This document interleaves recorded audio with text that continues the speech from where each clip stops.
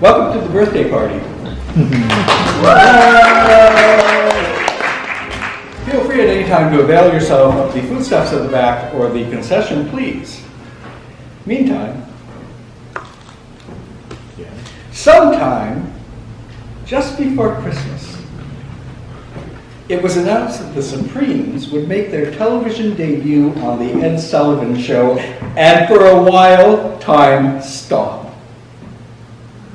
The cities were all marked with stars, because after all, that's where the stars were, in Hollywood and New York and Detroit. Yes, Detroit, because I knew now that was where Flo and Mary and Diana lived, in Detroit, in America, land that I love. So, that was the very first show Western Edge ever did back in 2003. It was called Supreme Dream. I wrote it, and it was actually based on the true story of a high school friend of mine, Rhonda Trott, who was the first white Supreme. That is, down in the States, she got hired by Mary Wilson of the Supremes to perform as a backup singer. And they toured all over America and on cruise ships and etc. As Mary Wilson and the Supremes. So Rhonda Trott, my friend from Calgary, was the first white Supreme. And that was the start of Western Edge Theatre. And that's why I read it to you tonight. Now, we have a whole bunch of other similar hits from the past, Western Edge hits from the past to perform for you this evening. An evening we hope you'll enjoy because there are a great many people who have been very important to Western Edge in the past here this evening. Performers and support people and audience members, the Yeomans, who have been very, very significant supporters of us from very early on. I'd like to invite now Carolyn Coon to come up. The woman who performed Supreme Dream in the first instance in 2003 was Kathy McIntyre, but for various reasons she couldn't be here this evening. So who better to take her place than Carolyn Coon, who was one of the stars of our most recent production, Sequence. Ladies and gentlemen, Carolyn Coon. I need love, love to ease my mind. I need to find someone to call mine. The mama said you can't hurry love, no, you just have to wait. She said love don't come easy, it's a game of give and take. You can't hurry love, no, you just have to wait. Continue. By the way, I'll be hosting the entire evening this evening. Just because it's correct. It's correct and proper. So, I founded the theater. You know, I did a lot of work for this theater. So I'll be hosting the entire evening. Sucks to be you. So early in the history of Western Edge, a very important part of our history was Anthony Holland. In our second season, we put on a play called Tuesdays with Maury. I had found the play, the script sitting on a shelf at Alberta Theatre Projects in Calgary when I was working there, and I picked it up and read it, and I sent it to Anthony. I said, "What do you think?" He said, "Yeah, okay, that sounds good." So we put it on in the second season, the beginning of the second season, and one evening we looked out the doors of the Bay Theatre. We were by then performing in the Bay Theatre. We started at the Harbour Dance Centre, where some of us, Diana, my partner, and Brian and others, used to haul risers up and down the stairs before and after each performance. Because there were dance classes, you know, the next day in the dance studio. So, but that was our first home for the first season. And then we moved to the Bay Theatre, which was a disused movie theatre. It had formerly been the Fiesta Theatre. And that's where our second season happened. And the first show of that season was Tuesday with Maury. And one afternoon we looked out the window, and I don't know, there were like about 250 people lined up outside waiting to come in. That's when we began to learn crowd management. Anyway, they all came in, and that was Tuesdays with Maury. Word had got out that our production was extremely simple, but Anthony's performance was extremely affecting. Now, in fact, our first show with Western Edge was not Supreme Dream. It was actually earlier, about 6 months previously. It was Anthony performing a show called Sharing Shakespeare. It's a one-person show, and I think he did it as a fundraiser for us, and I think it was one of his very earliest performances of it. He went on to do it many places in BC after that. Anthony, of course, cannot be with us this evening. He's here. Oh, you do. But we would like to share some of Sharing Shakespeare with you anyway. His goodly eyes that o'er the files and musters of the war had glowed like plated Mars, now bend, now turn the office and devotion of their view upon a tawny front. His captain's heart, which in the scuffles of great fights hath burst the buckles on his breast, reneges old temper, and is become the bellows and the fan to cool a gypsy's lust. And tonight, somebody else very important in the history of Western Edge, William Anderson, is going to be playing opposite Anthony. Now, So I slide off the seat, like I'm looking for something. No, listen. Mitch, what are you doing on the floor? I was looking for my car keys. Your car's running. My other car keys. How many cars you got? Well, this is a rental. I'm teasing. Let's go inside. Mitch Eldon. Moving on now. From the very beginning, Western Edge has done a lot of new plays. Either premieres of plays or plays which are very, very fresh.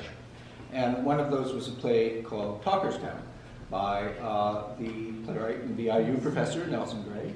It had had one performance in advance.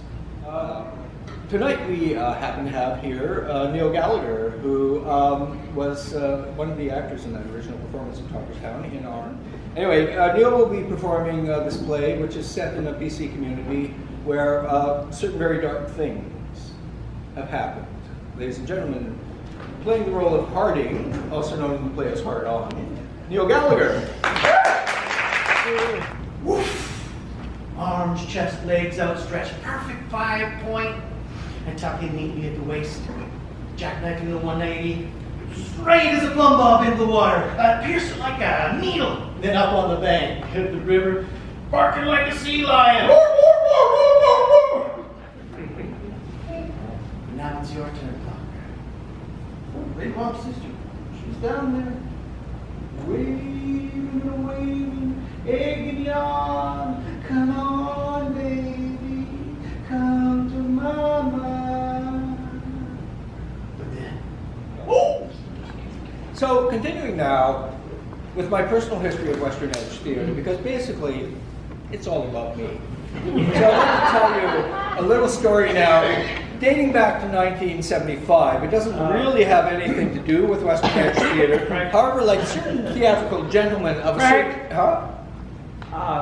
Do you remember a conversation we had, I believe it was yesterday? No. Where you said that we would share the hosting role with a couple people? Why wouldn't we do that? I started Western Edge Theatre. Really, it's all... What? As you remember, the Academy Awards couldn't find a host, and so they decided to have a number of people talking instead of just one person talking. Yeah, no, that's a bad idea, though. I believe in the host as a white, male, cisgender person, so... well, that would describe you as well, so... Well, I would. Yeah. Actually. Yeah. But Frank, you're looking tired. Don't you think Frank's looking a little tired? He's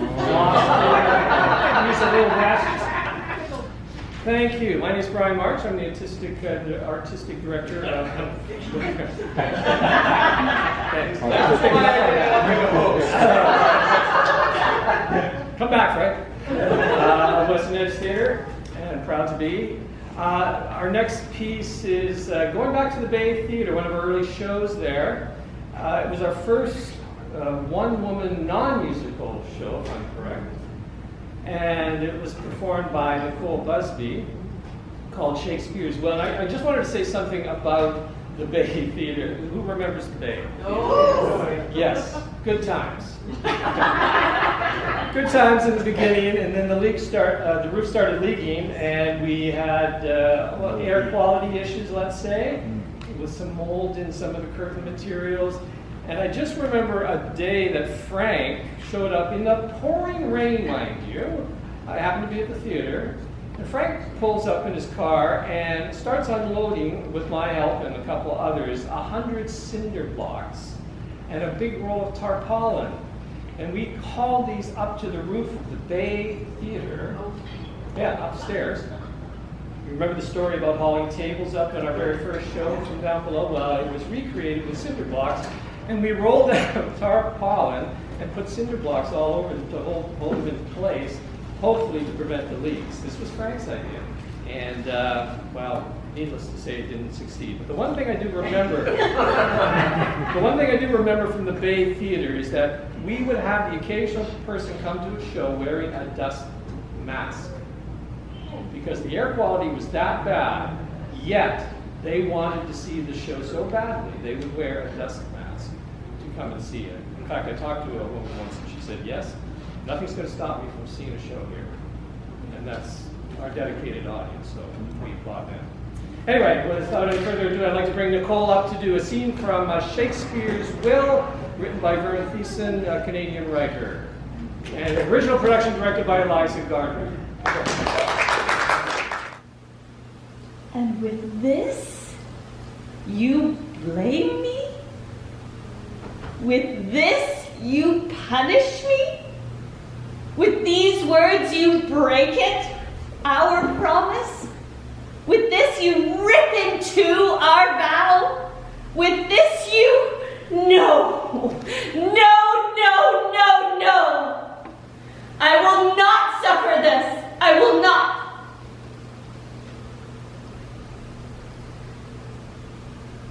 I will go back. Yes. I will go back. I will go back to the sea to live like my father. So, from the Bay Theater, we were there about 4 or 5 years.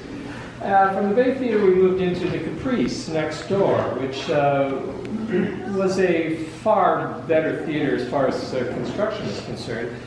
No leaks. However, it had that 70s feel when you walked in, you know, the orange and brown kind of look going on. And there was a disco ball that hung in the ceiling, a huge disco ball that they never had removed. I tied a fish line to the top of it, and behind the flat, I would be pulling it like this back and forth to get a bit of a revolve on it. So, fun memory. Anyway, so we're in the Caprice Theater, and one of our shows there, again, I think early times at the Caprice, Frank gave me a script called The Engineers, written by Brad Polson, a local writer. And it was a very interesting script, I must admit. Futuristic, the church had kind of fallen by the wayside somewhat, and there were power struggles, a revolution going on, and all kinds of things.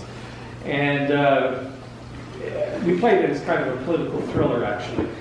And Adrian Hough played the role of the Pope, trying to hang on to the power of the church, and did a marvelous job, and Adrian's going to do a scene for us. Our influence is far greater than theirs. They can no longer function without us. Our debates form the basis for their laws, and our science is the only thing which allows them to retain their power. The opposition side of the Congress erupts into fierce booing, heckling, and shouts of blasphemy. Silence! Control yourselves! Oh, you who have sworn to protect humanity, silence yourselves! And listen. this institution was allowed to survive at the coming of the turn because of the influence we had on this world. But it's time for us to open our minds to the possibility of another new age and to take our place again as the spiritual guides for all humanity. One of the things we do at Western Edge, for fun and also to raise money, two different things, I guess, is have fundraisers of different kinds. Recently, we've had a couple murder mystery dinners that were very successful. A couple or 3 years ago, was it, Frank? We had a fundraiser called The Sound of Music, as I think Frank referenced earlier. And it was a sing-along, a karaoke sing-along. That was a lot of fun. And we'd like to do it at this time, do a number from it. So, we're going to perform The Sound of Music, Moore and Cochrane's, Rogers and Hammerstein's The Sound of Music. And the whole point to it is when we get to the songs, you all join in. Yay! Okay, so here we go. This is it. Scene 1. Maria has just sung The Sound of Music. Reverend Mother, I can't find her. Who, Sister Bernice? Maria? The star of Sound of Music? But she was literally just on stage. She sang the whole song. Have you tried the barn? You know how much she adores the animals. Yes. We try not to talk about that. Anyway, we were speculating about the qualifications of our postulants. Tell me, sisters, what do you think of Maria? In song, of course. Yeah, nobody likes that song. So we're not going to sing that song. We'll just move on to scene 2. Scene 2. Maria prays before bed. Now why you sent me here. I'm to help the children prepare for a new mother. Amen. Please, I saw that was open. 1 second, please. One more thing. Dear Heavenly Father, stop leaving the window open. Amen. Why did you climb in through my window, Liesl? I was out walking and someone locked the doors early. Were you and that Rolf boy canoodling? No. I wanted to, but he just wanted to sing. Welcome to the world of musical theater. But to keep him around just a little bit longer, he will become a very important plot device later on. Thunder strikes. It's like Dresden up there. No, it's just thunder. I know. I'm 3, not a moron. There's another thunderstrike.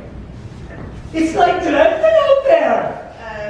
We've already done that joke. Oh, come on in. I'll sing you a song. Thank God. We didn't have to wait 4 pages for it. Okay, children, that's enough. No, we haven't done the song yet. Ah, my bad.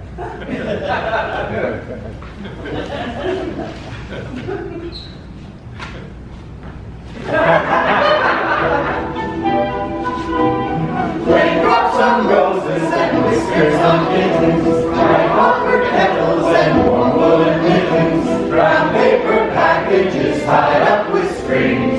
These are a few of my favorite things. This is when the Liberal government of the province of British Columbia decided to, what was it exactly, cut off gaming funding to the arts. It was like, we'll give gaming funding to the arts as long as it's for youth and children, which of course is a wonderful thing, very good use of it.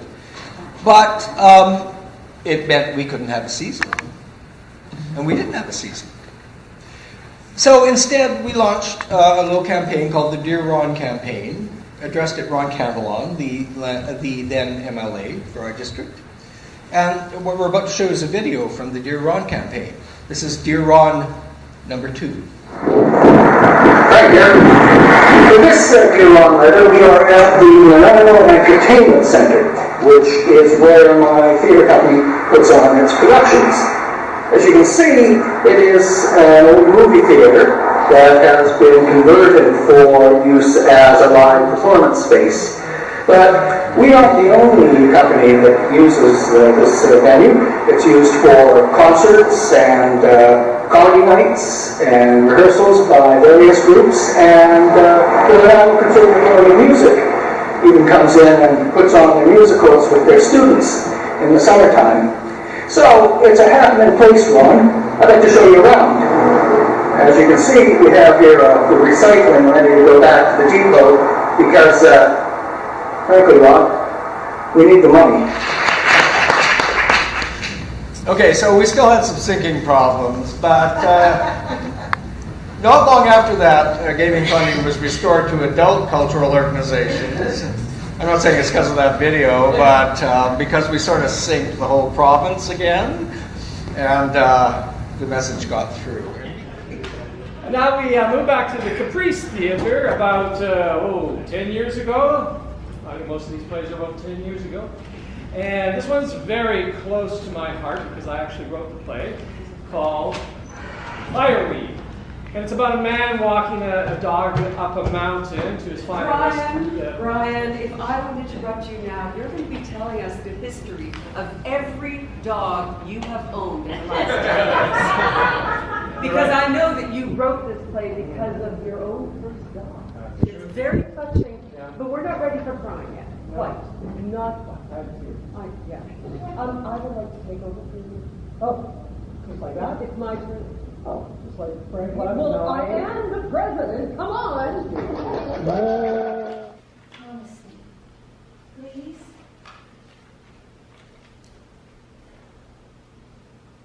I promise. I love you.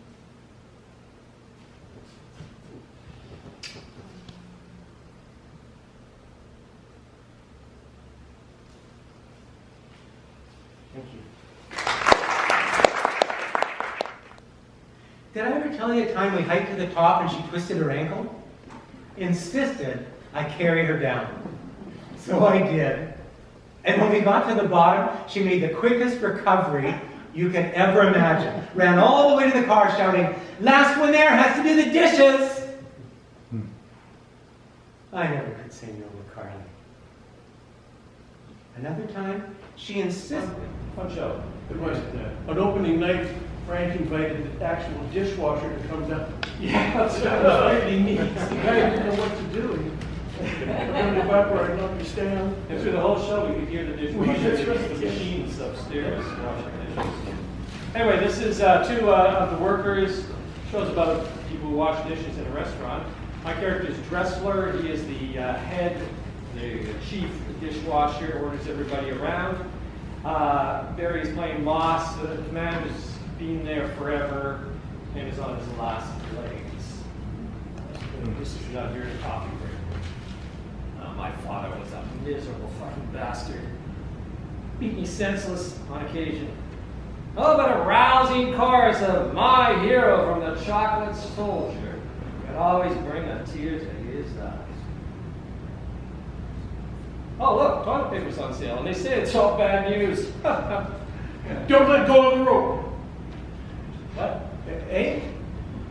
Wake up, you're daydreaming. I'm not. You are. My mind's as sharp as a tack. Is that right? Yeah, just look at this concentration.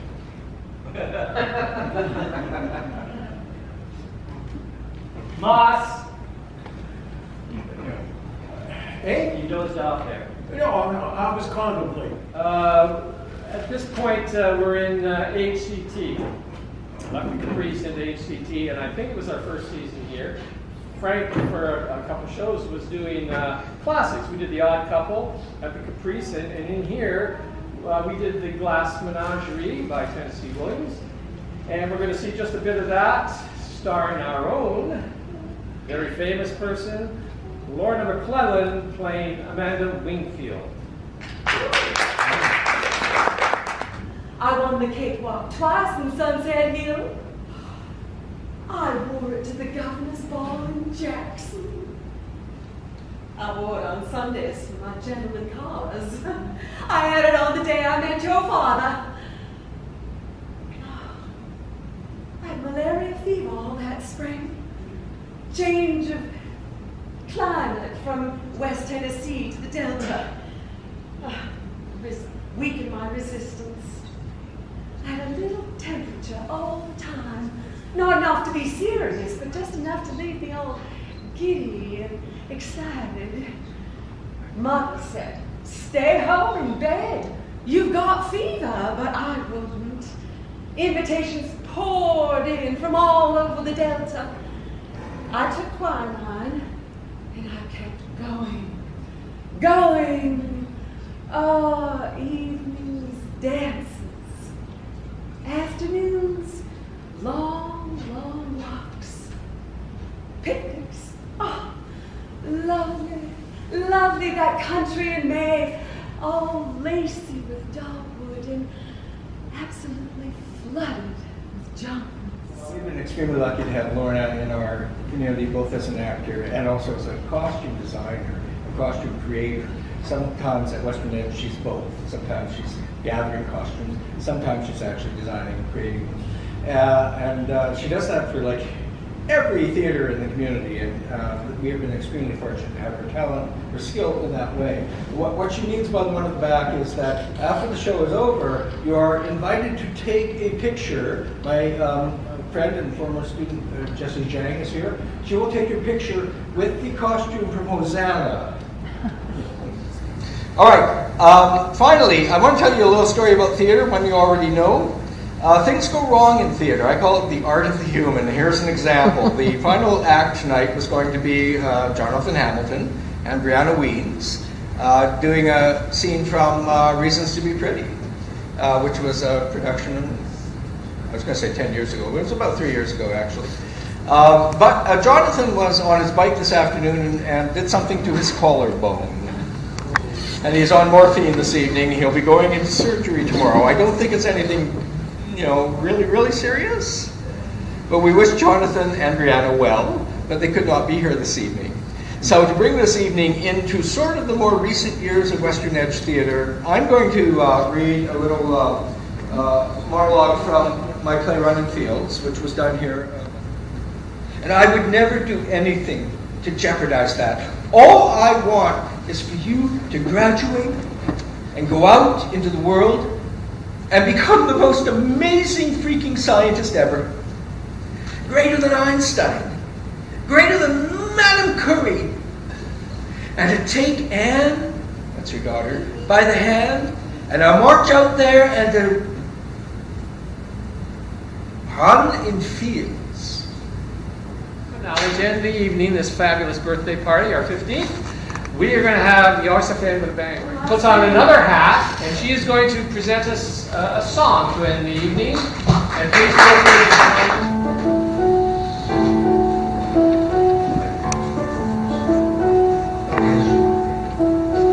Welcome to the theater, to the magic, to the fun, where painted trees and flowers grow, and laughter rings fortissimo, treachery's neatly done.